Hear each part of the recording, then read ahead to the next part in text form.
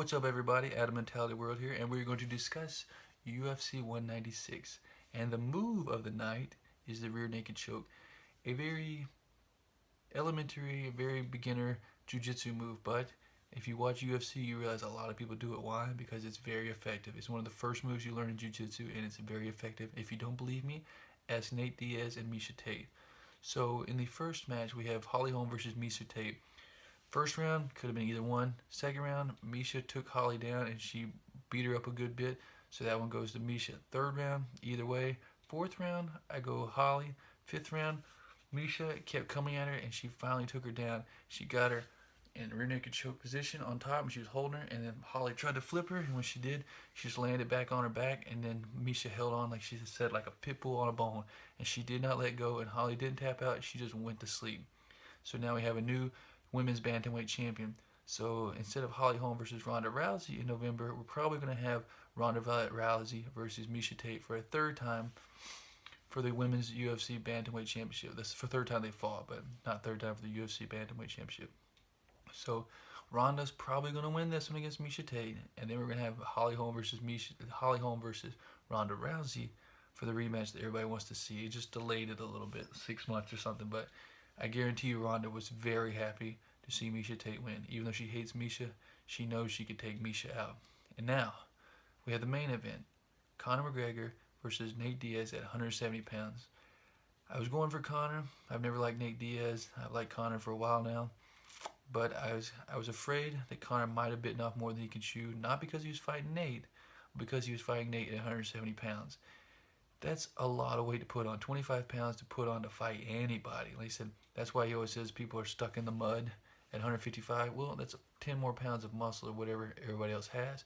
The more muscle, the more mass you have, the slower you're going to move, most likely. That's why heavyweights don't move around too much, and people like Demetrius Johnson are flying around the cage. So Conor goes up to 170, meets Nate Diaz at 170. He could have done it at 160, which I think he should have done to make Nate go through a little bit of pressure, a little bit of like cooking him by making him lose some weight to be 160. But he's like, oh, forget it, just make it 170, make him comfortable.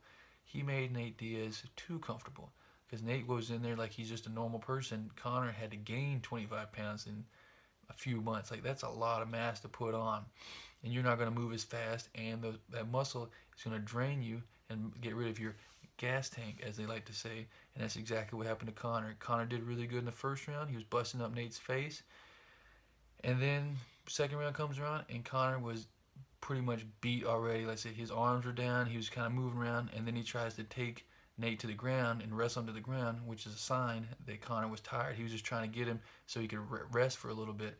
And when he did that, Nate Diaz, being the black belt in jiu-jitsu, pulled him around, got him in a rear naked choke, and tapped him out.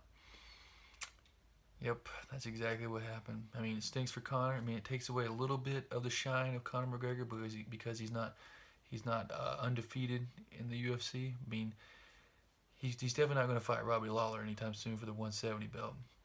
He can still fight Rafael dos Anjos at UFC 200, but you gotta figure out what you're gonna do, man. Like I said, I know you're doing better than I am financially. You clearly know what you're doing, but I wouldn't be just taking anybody and letting like Nate Diaz come in at 170 and like, oh yeah, you can do whatever you want. You can come in with a gun if you want. I can still beat you.